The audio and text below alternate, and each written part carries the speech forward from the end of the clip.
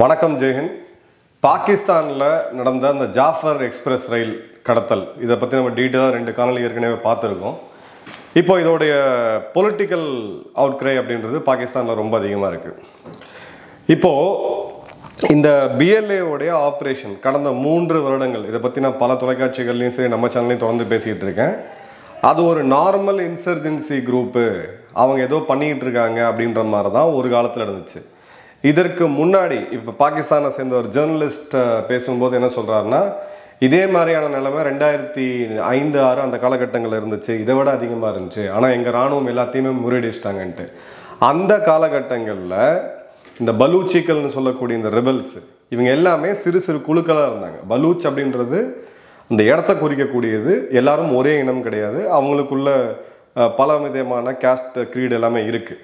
அவங்க தனித்தனியாக சண்டை போட்டுட்டு இருந்தாங்க. ஸோ பாகிஸ்தான் இராணுவம் என்ன பண்ணுவாங்கன்னு பார்த்தீங்கன்னா, ஒரு குரூப்பை கூப்பிட்டு அவங்களுக்கு காசு கொடுத்து அவங்கள விலைக்கு வாங்கி அவங்கள இன்னொரு குரூப்போட ஃபைட் பண்ண விடுறது போன்ற இந்த மாதிரி உட்காந்து ஈஸியாக அவங்கள ஹேண்டில் பண்ணிகிட்டு இருந்தாங்க. இன்ஃபேக்ட் அந்த காலகட்டங்களில் பாகிஸ்தானுடைய இராணுவ அதிகாரிகள் கூட பெரிய லெவலில் அந்த இடத்துக்கெல்லாம் போனது கிடையாது. இன்னைக்கு நீங்கள் பார்க்கக்கூடிய இந்த இராணுவ நடவடிக்கை, இந்த வீடியோ போட முடியாது ஏன்னா பாகிஸ்தான்லேருந்து நமக்கு அதை பிளாக் பண்ணுறாங்க. ஸோ நம்ம இந்த டெலிகிராம் சேனல்லையும் வாட்ஸ்அப் சேனல்லையும் போடுறோம், அந்த வீடியோஸ் பாருங்கள். இது அவங்களுடைய மிலிட்ரி ஆப்ரேஷன்ஸை நம்ம 3 ரகமாக பிரிக்கலாம். ஒன்று ஹிட் அண்ட் ரன் அப்படின்னு நம்ம சொல்லுவோம். திடீர்னு ஒரு 5 பேர் 4 பேர் தாக்குதல் நடத்திட்டு துப்பாக்கி எடுத்து சொல்லிட்டு அங்கேருந்து தப்பிச்சு ஓடி போயிடுறது, இது ஒரு வகை, ஒரு லோ இன்டென்சிட்டின்னு நம்ம சொல்லலாம்.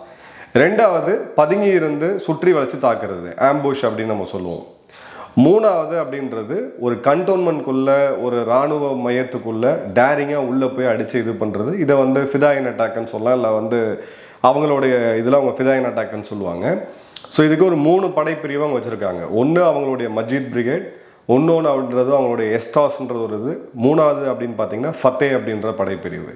இப்போ இந்த 3த்துலேயுமே இருக்கக்கூடிய இளைஞர்கள் அவங்களுடைய அந்த பேக்ரவுண்ட்லாம் நீங்கள் பார்த்தீங்கன்னா, அந்த காலத்தில் இருந்தவங்க இந்த வயதானவர்கள், அங்கே லோக்கலில் பஞ்சாயத்து லீடராக இருந்தவங்க, இவங்க தான் சின்ன சின்ன குழுக்களாக சண்டை போட்டுட்டு இருந்தாங்க. இப்போ இருக்கக்கூடியவங்க எல்லாருமே கணிசமான அளவுக்கு, இப்போ மஜித் பிரிகேடை ஹெட் பண்ணுறது யார் அப்படின்னு பார்த்தீங்கன்னா, அவர் ஒரு டாக்டர் பட்டம் பெற்றவர், மருத்துவர். அவர் பேசக்கூடிய அந்த ப்ரெஸ் ரிலீஸில் பார்த்தீங்கன்னா, அவர் பேசக்கூடிய இங்கிலீஷ் இந்த பாகிஸ்தான் கிரிக்கெட் டீமில் இருக்கக்கூடிய எவனுமே பேச முடியாத அளவுக்கு சுத்தமாக இருக்குது. அந்த அளவுக்கு ப்ரொஃபஷனலான ஆட்கள், மருத்துவர்கள், படித்தவர்கள், முதுகலை பட்டம் பெற்றவர்கள், இவங்க தான் இப்போ இதை எடுத்து லீட் பண்ணி போயிட்டு இருக்காங்க. அவங்களுக்கு ஒரு தேர்ந்த இராணுவம் பயிற்சி கொடுக்குது அப்படின்றத மட்டும் நம்ம தெளிவாக இதை பார்த்து வீடியோஸ் பார்த்தே சொல்லலாம். கிளியர் கட்டாக நீங்கள் பார்த்தீங்கன்னா இது ஒரு சாதாரண ஒரு மிலிட்டன்ட் அமைப்பு தானாக உருவாகி பண்ணுறது கிடையாது. கடுமையான பயிற்சிகளை அவங்க எடுக்கிறாங்க. ஏன்னா அவங்களுடைய ஒரு ஆம்புஷ், அந்த சுற்றி வளைச்சு தாக்கக்கூடிய ஒரு ஆப்ரேஷனை பார்க்கும்போது எப்பயுமே ரொம்ப ப்ரொஃபஷனலாக இருக்கக்கூடிய ஒரு இராணுவ வீரன் பார்த்தீங்கன்னா, அந்த துப்பாக்கியோட தோட்டா அந்த ட்ரிகர் ப்ரெஸ் பண்ணுறதுன்றது தேவைப்படும் போது தான் 1, 2ன்னு இருக்கும்.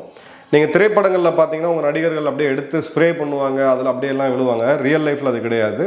ஏன்னா உங்களுடைய தோட்டாக்கெல்லாம் நீங்கள் ரொம்ப பார்த்து தான் யூஸ் பண்ணணும். அதே மாதிரியான ஒரு ப்ரொஃபஷனலிசம் இங்கே இந்த படைப்பிரிவில் தெரியுது. ஸோ டாக்டிக்கலாக இப்போ அந்த டெரைன் பார்த்தீங்கன்னா, இந்த இடத்துல சில முக்கியமான விஷயத்தை நம்ம கவனிக்கணும். அது என்ன அப்படின்னு பார்த்தீங்கன்னா, டாக்டிக்கல் சுப்பீரியாரிட்டி நிச்சயமாக அவங்களுக்கு இருக்குது. அதாவது அந்த குறிப்பிட்ட பலூச் பகுதிகளில், அந்த மலைப்பகுதிகளில், அங்கே இருக்கக்கூடிய ரோடுகளில் பாகிஸ்தானுடைய ஸ்பெஷல் ஃபோர்ஸஸாக இருக்கக்கூடிய கமாண்டோ படைப்பிரிவு எஸ்எஸ்ஜியை விட அதிகமாக இவங்களுக்கு அந்த இடத்துல போர் திறன் இருக்குது அப்படின்றத பார்க்குறோம். 2வது அவங்க யூஸ் பண்ணக்கூடிய ஆயுதங்கள் எல்லாமே அமெரிக்க ரக ஆயுதங்கள், நவீனமாகவே நைட் சைட்ஸ் யூஸ் பண்ணுறாங்க.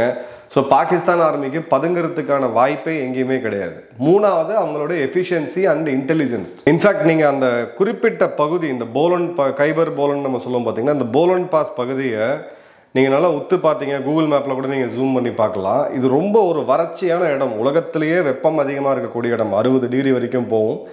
அதே மாதிரி இப்போ வின்டர்ஸில் பார்த்தீங்கன்னா பனிமடை தூதுக்கும் மக்கள் ரொம்ப கம்மியாக இருக்கக்கூடிய பகுதிகள். இந்த இடத்துல நீங்கள் மிலிட்ரி போஸ்ட் வச்சு ஆப்ரேட் பண்ணுறது எல்லாமே உங்களுக்கு கணிசமான பொருட்செலவை கொடுக்கும். அதே மாதிரி உங்களுடைய ட்ரூப் ரொட்டேஷன் அப்படின்றதும் மிகப்பெரிய ஒரு பிரச்சனை இருக்குது அங்கே பாகிஸ்தானுக்கு.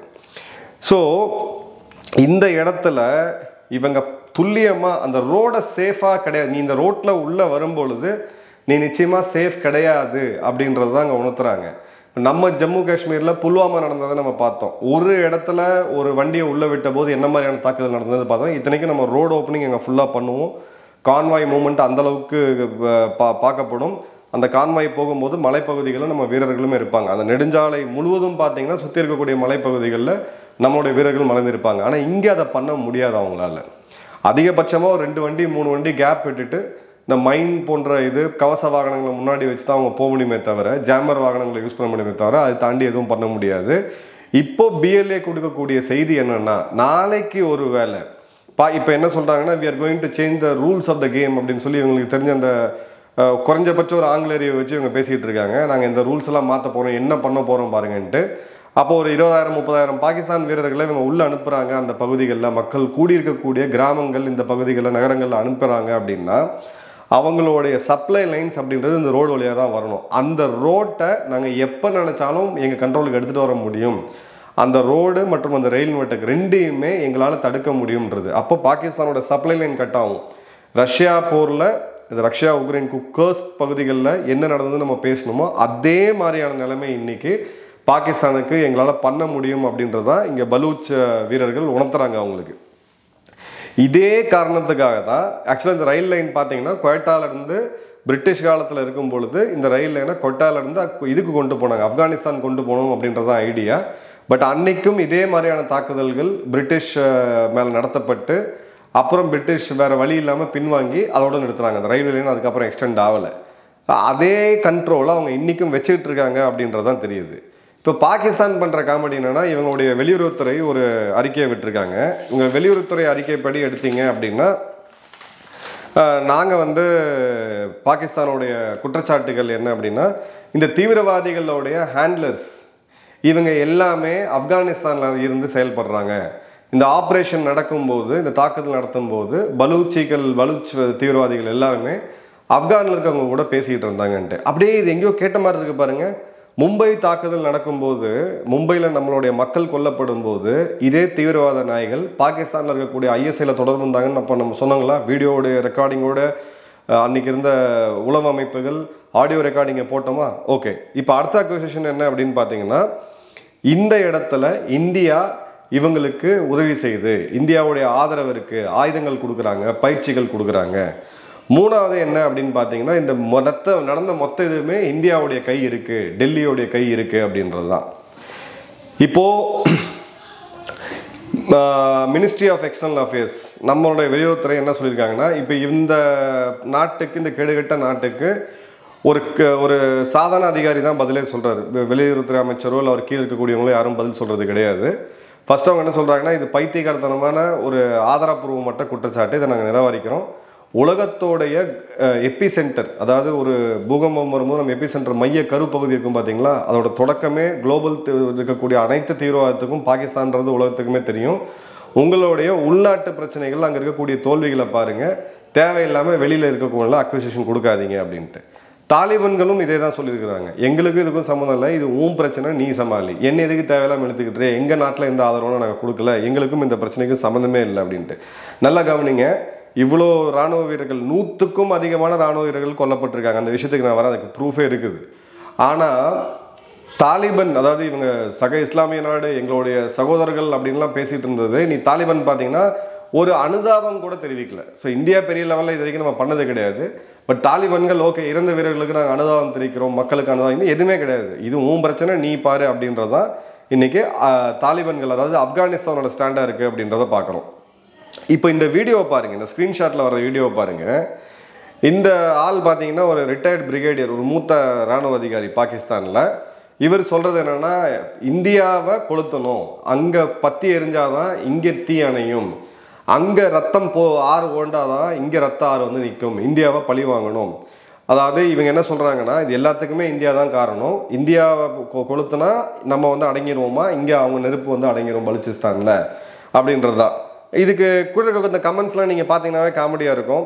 அதில் ஒரு மிகப்பெரிய அறிவாளி பாகிஸ்தானில் அந்த உருதுல எழுதியிருக்காப்புல, அதை டிரான்ஸ்லேட் பண்ணி பார்க்கும்போது நீங்கள் காஷ்மீர்லேயும் காலிஸ்தான் விஷயத்துலையும் இந்தியாவை பிஸியாக வைக்காட்டி அவங்க இந்த மாதிரியான வேலைகள்லாம் இங்கே பண்ணுவாங்க அப்படின்ட்டு. மூணாவது ஒருத்தர் இன்னும் உணர்ச்சிவசப்பட்டு அவர் அவங்க இராணுவத்தோடைய எந்த ஒரு ஹீரோவாக இருக்கிறாருன்னு தெரில, இது எல்லாமே இவங்க பெய்டு தான், அவங்க ஊர் மதிப்புப்படி 5 ரூபாய்க்குலாம் அவங்க ட்வீட் போடலாம். நமக்கு வந்து இந்த பெரிய அளவுக்கு இங்கே கொடுக்குற மாதிரிலாம் கொடுக்க தேவை கிடையாது.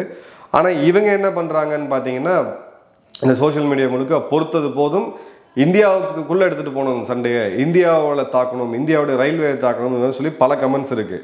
இந்த அடிமுட்டாள்களுக்கு புரியாதது என்ன அப்படின்னா, இவங்க இராணுவத்தோடைய மனநிலையே எது நடந்தாலும், அங்கே என்ன பிரச்சனை நடந்தாலும் அதுக்கு வந்து ரா தான் காரணம், பாகிஸ்தான் தான், இந்தியாவோட உளவுத்துறை தான் காரணம் அப்படின்ட்டு. இப்போ இவங்களுக்கு ஆயுதங்கள் கொடுக்குறாங்க, இது பண்ணுறாங்க, அது பண்ணுறாங்கன்னா, இதே வேலையை தானே நீங்கள் 80 வருஷமாக இந்தியாவுக்கு எதிராக பண்ணிகிட்டு இருந்தீங்க. அப்போ நீங்கள் இந்த இடத்துல வந்து இது பண்ணக்கூடாது இல்லை, எதிர்த்து பேசக்கூடாது இல்லை எங்களுக்கு இது மாதிரி நடந்துருச்சுன்னு சொல்லிட்டு இந்த தாக்குதல் முடியும் போது அடுத்த நாள் பார்த்தீங்கன்னா டிடிபி தெஹ்ரீக் தாலிபான் பஷ்தூன் ஃபைட்டர்ஸ் அவங்க ஒரு தாக்குதல் நடத்துகிறாங்க. அது பார்த்தீங்கன்னா வடக்கு வஜிரிஸ்தானில் அங்கேயே வச்சு நொக்கி எடுக்கிறாங்க. அவங்களுடைய அஃபிஷியல் டேட்டா படி ஒரு 15 பாகிஸ்தான் வீரர்கள் கொல்லப்பட்டிருக்காங்க. பாகிஸ்தானோட இதுபடி இல்லை காயமடைஞ்சாங்க, யாரும் கொல்லப்படலை அப்படின்ட்டு. இப்போ ஜஸ்ட் ஒரு பாகிஸ்தானுடைய பொய்களை யோசிங்க. 1999 முதல் முறையாக கார்கில்ல நம்மளுடைய வீரர்கள் போய் பாகிஸ்தான் வீரர்களை கொன்று அவங்களோட சடலங்களை மீட்கும் போது பாகிஸ்தானுடைய நார்தர்ன் லைட் இன்ஃபென்ட்ரி, அவங்களுடைய பஸ்தூன் இன மக்கள் அதிகமாக இருக்கக்கூடிய அந்த ரெஜிமெண்ட்டை சேர்ந்தவங்க தான் சொல்லும்போது, இல்லை இவங்கெல்லாம் சுதந்திர போராட்ட வீரர்கள், முஜாஹித்ஸ், இவங்க வந்து உங்கள் நாட்டுக்காரங்க, நாங்கள் எடுக்க மாட்டோம்னு சொல்லி அவங்களோட சடலத்தை கூட வாங்க மறுத்த ஒரு கேடுகட்ட, ஒரு தர்மங்கெட்ட ஒரு நாடு அப்படின்னு பார்த்தீங்கன்னா அது பாகிஸ்தான் தான். இன்னைக்கு அதே வீரர்களை, அந்த இறந்த வீரர்களுக்கு 2024 அவங்களுடைய இராணுவ தளபதி அசீம் முனீர் வந்து அங்கீகாரம் கொடுக்குறாரு, பதக்கங்கள் கொடுக்குறாரு. அவங்களுடைய அந்த மேயர் ரேங்க்ல இருக்கக்கூடிய ஒரு பிரதமர், அந்த ஆளுக்கு எந்த பவருமே கிடையாது, ஷபாஸ் ஷெரீஃபுக்கு. அவர் வந்து ட்வீட்லாம் போகிறது பார்த்தீங்கன்னா தெரியும் உங்களுக்கு, எங்களுடைய வீரர்களுக்குன்ட்டு. சரி, நீங்கள் வீரர்களை அனுப்பிச்சிங்க, அது தெரிஞ்சு போச்சு, இதை யுத்தமாகவே நீங்கள் டிக்ளேர் பண்ணியிருக்கலாம். பண்ணி அந்த இறந்த வீரனுக்கு, உங்கள் நாட்டுக்காக உயிரை கொடுத்த வீரனுக்கு அந்த இராணுவ மரியாதையை செய்யணுமா வேணாமா? இது ஒரு அடிப்படை தர்மம். அது கூட இந்த நாடு வந்து செய்யலை, அவ்வளவும் பொய். அதன் பிறகு பார்த்தீங்கன்னா ஒசாமா பின் லாடனை தேடுறோம் பேர் வழின்னு சொல்லிட்டு அமெரிக்காவை ஏமாற்றி ஒரு $30 பில்லியன் சம்பாரிச்சுட்டு கடைசியில் 2011 அபோட்டாபாத் ஒரு கண்டோன்மெண்ட், அவங்களுடைய மிலிட்ரி ட்ரைனிங் அகாடமியிலேருந்து 1.5 கிலோமீட்டர் தூரத்தில் ஒசாமாவை வந்து நேவி சீல்ஸ் போட்டு தந்தாங்க. அதன் பிறகு ஐயோ இது எங்களுக்கு தெரியாமல் போச்சேன்னு சொன்னேன். அப்புறம் 2013 அதோட இன்டெலிஜென்ஸ் ரிப்போர்ட்லாம் லீக் ஆச்சு. இருக்கிறதுலே கேடுகட்ட கையாளாகாத ஒரு இராணுவம் அப்படின்னு சொல்லி அமெரிக்கா, நம்ம சொல்லலை, அமெரிக்காவோட சிஏ வந்து சொல்லியிருக்காங்க அந்த ரிப்போர்ட்டில். இது மாதிரி வந்து இவங்களுடைய பொய்கள் முடிவே கிடையாது. எங்கே எது நடந்தாலும் சரி, இப்போ நடந்த இன்சிடென்ட்ல இவங்க கணக்குப்படி 28 பாகிஸ்தான் வீரர்கள் கொல்லப்பட்டாங்க, 30 பலூச்சி தீவிரவாதிகள் கொல்லப்பட்டாங்கன்றது இவங்களுடைய ரிப்போர்ட்டு. அங்கே இருந்த ஃபோட்டோவில், அது இருக்கக்கூடிய ஃபோட்டோஸ் நீங்கள் பாருங்கள், சும்மா ஜஸ்ட் ஒரு சின்ன பாயிண்ட்டை கொடுத்தீங்கனாலே அங்கே இருக்கக்கூடிய அந்த சவப்பெட்டி எத்தனைன்னு கணக்கு பண்ணி பார்த்தீங்கன்னா அதுவே 150க்கு மேலே இருக்குது. அங்கே இருந்த ஒரு காயம்பட்ட ஒரு பாகிஸ்தான் இராணுவ வீரர் ஹாஸ்பிட்டலில் இருக்கார். அவரை போய் பேட்டி எடுக்கிறாங்க அங்கே இருக்கக்கூடிய ஒரு யூடியூப் சேனலில். அவர் சொல்கிறாரு, இந்த மாதிரியான ஒரு நிகழ்வை நான் பார்த்ததே கிடையாது, எங்களெல்லாம் தெய்வதாட்சணம் இல்லாமல் சுட்டாங்க, நான் எப்படி உயிர் பொழைச்சி வந்தேன்னு தெரில, எங்களால் ஓட முடிஞ்ச வரைக்கும் ஓடணும் அப்படின்னு சொல்லி. இதில் எங்கேயாவது வாழ்க்கையில் ஒரு இடத்துலையாவது நீங்கள் வெற்றி பெற்றிருந்தீங்கன்னா நீங்கள் வந்து உங்கள் இராணுவத்தை பற்றிலாம் பேசலாம். இப்போ அந்த இராணுவம், பாகிஸ்தானுடைய இராணுவம் தான் மிகப்பெரிய ஆபத்தாந்தவன் அப்படின்ற அந்த பிம்பம் சுக்கு நூறாக உடைக்கப்பட்டிருக்கு. இனி அந்த ரோட்டில் போகிற தைரியம் எந்த சீனாக்காரனுக்கும் வராது. ஏன்னா பலூச்சோடைய ஃபைட்டர்களுடைய தலைவர், பிஎல்ஏடைய தலைவர் என்ன சொல்கிறாருன்னா, சைனாவை குறி வச்சு சரி சொல்கிறார், ஷி ஜின்பிங் மரியாதையாக இங்கேருந்து எல்லாம் வெளில போயிருங்க, இது எங்கள் நாடு, எங்களுடைய வளம், பாகிஸ்தானை ஊக்குவிச்சுக்கிட்டு அவங்களுக்கு ஆயுதங்கள் கொடுத்துக்கிட்டு போர் விமானங்களை கொடுத்துட்டு இது பண்ணிங்கன்னா இங்கே ஒரு சைனாக்காரன் உயிரோடு இருக்க மாட்டான் அப்படின்ற எச்சரிக்கையோடு அந்த காலனி முடியுது. இந்த நாடு அப்படியே செதஞ்சுக்கிட்டு வருது அப்படின்றது நிதர்சனமான உண்மை. வெகு விரைவில் பலுச்சிஸ்தான் தனி நாடாக நம்மளுடைய வாழ்த்துக்கள். நன்றி, வணக்கம், ஜெயஹிந்த்.